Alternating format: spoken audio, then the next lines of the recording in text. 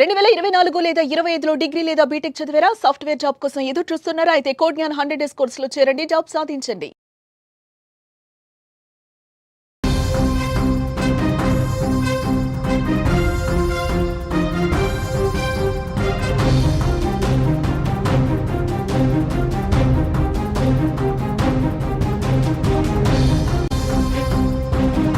వైష్ణవి అంత్యక్రియలు ముగిశాయి. ఈ నెల 14న గండికోటలో దారుణంగా హత్యకు గురైన వైష్ణవి మృతదేహం పోస్ట్ మార్టం అనంతరం స్వగ్రామానికి చేరుకుంది. వైష్ణవి స్వగ్రామం కడప జిల్లా ఎర్రగుంట్ల మండలం హనుమాన్ గుత్తి గ్రామం. అక్కడే ఆమెకు అంత్యక్రియలు నిర్వహించారు. వైష్ణవిని కడసారి చూసేందుకు కుటుంబ సభ్యులతో పాటు గ్రామస్తులు పెద్ద ఎత్తున చేరుకొని కన్నీటి భావోద్వేగాల మధ్య వైష్ణవిని కడసారి కార్యక్రమం నిర్వహించారు.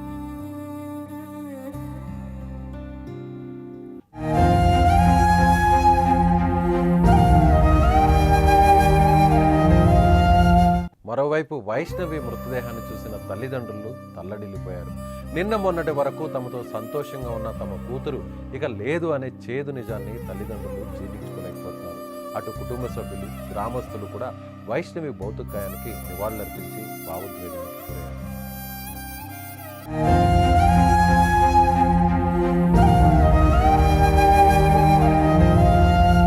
కడప జిల్లా ఎర్రగుంట్ల మండలం హనుమాన్ గుత్తికి చెందిన పసుపులేటి కొండయ్య, దస్తగిరమ్మ దంపతుల కూతురు వైష్ణవి. కొండయ్య కుటుంబం చదువుల నిమిత్తం ప్రొద్దుటూరు గాంధీ రోడ్లోని సార్వకట్ట వీధిలో నివాసం ఉంటున్నారు. వైష్ణవి ప్రొద్దుటూరులో ఓ ప్రైవేట్ జూనియర్ కాలేజీలో ఇంటర్ 2వ సంవత్సరం చదువుతోంది. సోమవారం ఉదయం కాలేజీకి వెళ్తున్నా అంటూ ఇంటి నుంచి బయలుదేరింది వైష్ణవి. కాలేజీకి రాలేదని తెలుసుకున్న వైష్ణవి ఫ్రెండ్స్ వెంటనే లెక్చరర్కు విషయాన్ని తెలిపారు. అయితే లెక్చరర్లు వెంటనే వైష్ణవి సోదరుడు కొండయ్యకు ఫోన్ చేశారు. కాలేజీకి వెళ్లి వైష్ణవి స్నేహితులను ఆరా తీయగా గండికోటకు వెళ్ళిందని చెప్పుకొచ్చారు. కుటుంబ సభ్యులందరూ ప్రొద్దుటూరులో సాయంత్రం వరకు వెతికినా ఆచూకీ లభించలేదు. దాంతో ప్రొద్దుటూరు 1 టౌన్ పోలీస్ స్టేషన్లో ఫిర్యాదు చేశారు కుటుంబ సభ్యులు. మంగళవారం ఉదయం గండికోటలోని రంగనాథ స్వామి ఆలయం వెనుక భాగంలోని ముళ్ల పొదల్లో వైష్ణవి మృతదేహం లభించింది. ఇక ప్రస్తుతం గండికోట మర్డర్ మిస్టరీ కేసును ఛేదించేందుకు పోలీసులు అన్ని కోణాల్లో దర్యాప్తు చేస్తున్నారు. జూలై 14 ఉదయం 8:30 గండికోటకు చేరుకున్న వైష్ణవి లోకేష్ 10:40 లోకేష్ ఒక్కడే తిరిగి వెళ్ళినట్లు సీసీ కెమెరాలు చూపిస్తున్నాయి. మధ్యాహ్నం 12 గంటల ప్రాంతంలో వైష్ణవి హత్య జరిగినట్లు వైద్యులు ప్రాథమిక నివేదిక ఇచ్చారు. హత్య ఎవరు చేశారనే కోణంలో పోలీసు విచారణ ప్రస్తుతం కొనసాగుతోంది. ఇప్పటికే లోకేష్ను పోలీసులు అదుపులోకి తీసుకుని విచారిస్తున్నారు. వైష్ణవి హత్య కేసును ప్రభుత్వం సీరియస్గా తీసుకుంది. విద్యార్థిని కుటుంబానికి న్యాయం చేయాలని ముఖ్యమంత్రి చంద్రబాబు, ఉప ముఖ్యమంత్రి పవన్ కళ్యాణ్ అధికారులను ఆదేశించినట్టు తెలుస్తోంది.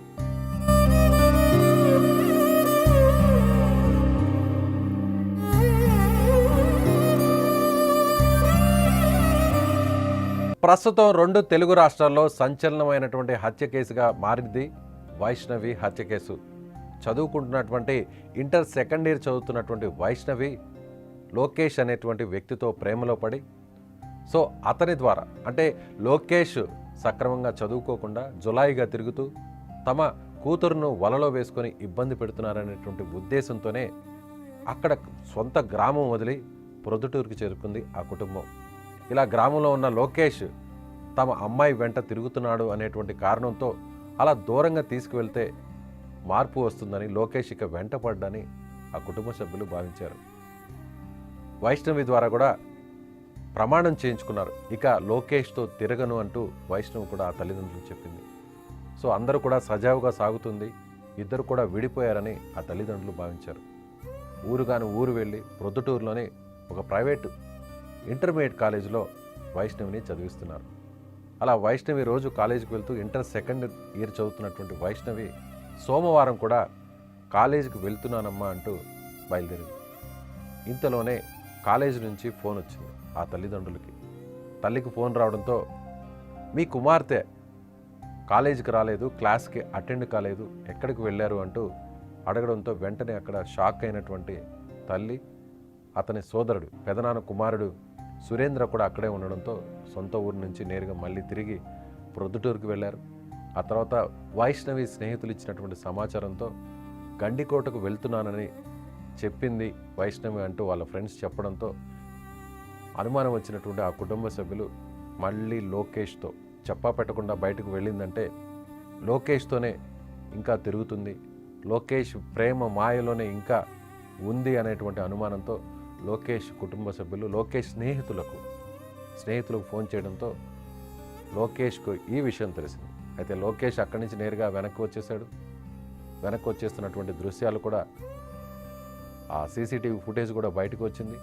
లోకేష్ వైష్ణవిని గండికోటకు తీసుకువెళ్తున్నటువంటి దృశ్యాలు, ఆ తర్వాత అక్కడ వదిలిపెట్టి మళ్ళీ బయటకు వచ్చినటువంటి దృశ్యాలు కూడా బయటకు వచ్చాయి. అందరూ కూడా లోకేషే పొట్టన పెట్టుకున్నాడు, లోకేషే దారుణంగా హత్య చేశాడు, లోకేషే దారుణంగా అఘాయిత్యం చేసి మానభంగం చేసి చంపేసి ఈ విధంగా వైష్ణవి ఒంటి మీద బట్టలు లేకుండా దారుణంగా చంపేశాడని భావించారు. కానీ పోలీసులు మాత్రం తమ వద్ద దొరికినటువంటి ఆధారాలు ఫుటేజ్ ద్వారా ఒక స్పష్టమైన నిర్ణయానికి వచ్చి లోకేష్ ఈ హత్యలో పాల్గొనలేదు, లోకేష్ ఈ హత్య చేయలేదని చెప్పారు. దాదాపు 4 రోజులు గడుస్తుంది.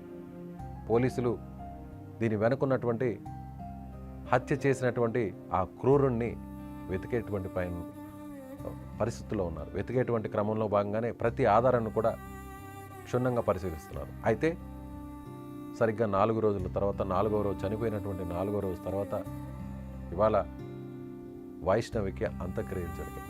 2 రాష్ట్రాల్లోనే సంచలనంగా మారినటువంటి ఈ కేసు, వైష్ణవిని అంత దారుణంగా చంపింది ఎవరు?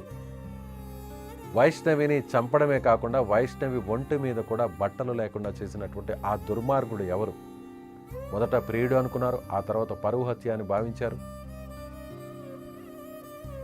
ఆ తర్వాత పరువు హత్యకు కూడా గల కారణాలని ఆధారాలను కూడా లేకపోవడంతో 3వ వ్యక్తి ఎవరో ఉన్నారు, ఎవరో ఈ హత్యని చేశారు అని పోలీసులు ఇప్పుడు చాలా సీరియస్గా ప్రిస్టేజ్గా తీసుకున్నారు. ఈ కేసుని సవాలుగా మారింది పోలీస్ డిపార్ట్మెంట్కి. అటు సంచలనంగా మారడంతో అటు సోషల్ మీడియాలో గత 4 రోజుల నుంచి వరుస కథనాలు, వైష్ణవిని చంపిన వ్యక్తి ఎవరు?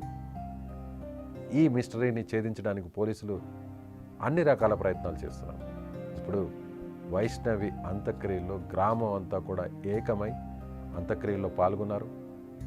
ఆ తల్లిదండ్రులు వైష్ణవి మంచిగా చదువుకొని ఉన్నత శిఖరాలకు చేరుకుంటుందని, ఈ జులాయిగా తిరిగే లోకేష్ ప్రేమ మాయ నుంచి బయటపడిందని, ఇకపై ప్రశాంతంగా ఉంటుందని, ఇంటర్మీడియట్ చదివి ఆ తర్వాత గ్రాడ్యుయేషన్ పూర్తి చేసి ఒక మంచి స్థితిలో ఉంటుందని తాము భావించామని, చివరకు ఈ విధంగా ఒక శవంలా మారి విగత జీవిలా మారి తమ గ్రామానికి వస్తుందని ఊహించలేకపోయామని ఆ కుటుంబం చెప్తోంది. మరోవైపు ఇదే గ్రామాన్ని విడిచి వైష్ణవికి ఒక మంచి భవిష్యత్తు ఉండాలని ఊరిని విడిచి సైతం సమీపంలో ఉన్న పట్టణం ప్రొద్దుటూరుకు వెళ్ళి అక్కడ చదివించారు. ఊర్లో లోకేష్తో ఇబ్బందులుంటాయని, లోకేష్ మాయ మాటలు నమ్మి, లోకేష్ ప్రలోభాలకు గురై, లోకేష్ ప్రేమ మాయలో పడి జీవితాన్ని ఎక్కడ నాశనం చేసుకుంటుందని, ఎక్కడ తమ బిడ్డకు తమకు దూరం అవుతుందనేటువంటి భావనతో ఆ తల్లిదండ్రులు నేరుగా వేరే పట్టణంలో తీసుకెళ్ళి కుటుంబంతో సహా అక్కడికి వెళ్ళి అక్కడే ఉంటూ అక్కడే జీవిస్తూ తన కుమార్తెను కాలేజీలో జాయిన్ చేశారు. కానీ కాలేజీకని వెళ్ళిన వైష్ణవి ఇప్పుడు వేరొక దుర్మార్గుల చేతిలో హత్యకు గురి. దుర్మార్గులు అనాలో ఎంతమంది హత్య చేశారో, ఒకరా ఇద్దరా తెలియనటువంటి పరిస్థితి. అది ఎవరు చేశారని తెలియని పరిస్థితి.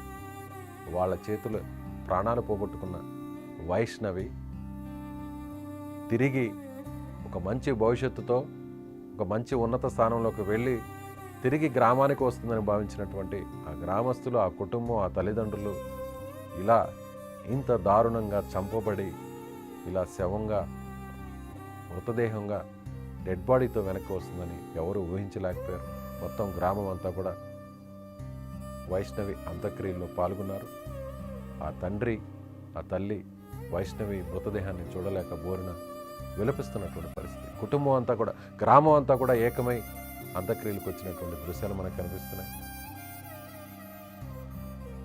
ఇప్పటికీ కూడా వైష్ణవి హత్య కేసులో వేడని మిస్టరీ. గండికోటలో వైష్ణవిని హత్య చేసింది ఎవరు? అంత దారుణంగా చంపింది ఎవరు? ఒంటి మీద బట్టలు లేకుండా చంపింది ఎవరు? పోలీసులకు చాలా సవాలుగా మారింది ఈ కేసు. మొత్తం యావత్తు తెలుగు రాష్ట్రాల్లోనే సంచలనంగా మారింది. చూద్దాం.